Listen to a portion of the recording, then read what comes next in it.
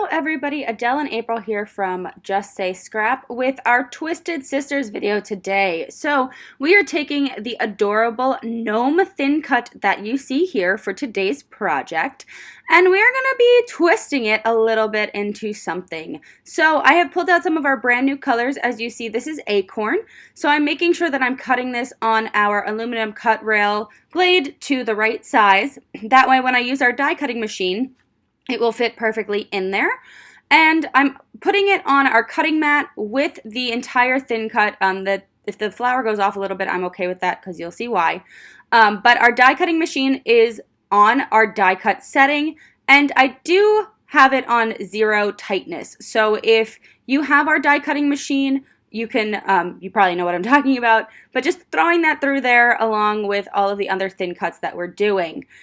If you do not have a die cutting machine and you are in the market for one, I highly recommend Close to My Hearts because it does have the die cutting setting, it has an embossing setting, and it has a 2D embossing setting too. Plus, you can change the tightness, so if you have a thin cut that needs a little bit more pressure on it, you can always change that tightness or loosen it as well to create what you need. Also, the handle that you see in the video right here does pop off and stores inside of one of the pockets. If you see on the very, very top corner, there's like a little latch on the plate that comes down.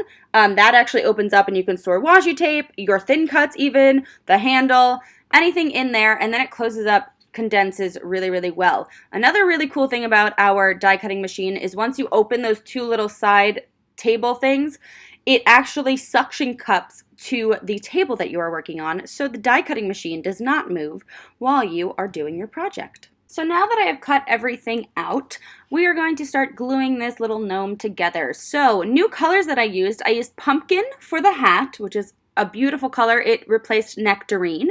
As you see, I'm gluing that down here with our Tombow Mono Liquid Glue. Then what I used for the jacket, or the gnome's little shirt, is our new color Royal. This one replaced Grape, a beautiful, beautiful, vibrant purple here. Then I'm using a oldie but a goodie for the feet there and the sunflower stem. That is going to be Espresso. Like I said, the body and everything is in Acorn, so that's what we used there. And then for that little nose that I'm about to put on in a little bit, I did use the Ballerina. So as you see here, I did grab out my micro tip scissor, and I'm just chopping off a few things that I don't need on the gnome. So this gnome specifically does have little braids, but for what I am going to be twisting and creating, I do not need those braids. So we are actually going to be creating a wizard out of this little sunflower gnome. So I did take the hat, chop that off. I'm about to cut off the sunflower, which we will be using for another part of our wizard. And I also cut down the hairline as well, like you saw prior to.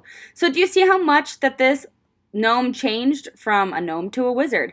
And now I am taking the sunflower. I'm going to take a pen or my pencil. This just happens to be a pen. And I drew a little line so I could cut off that excess sunflower. And look at that. Now he's got a little beard. And then we add on that cute, adorable little nose there.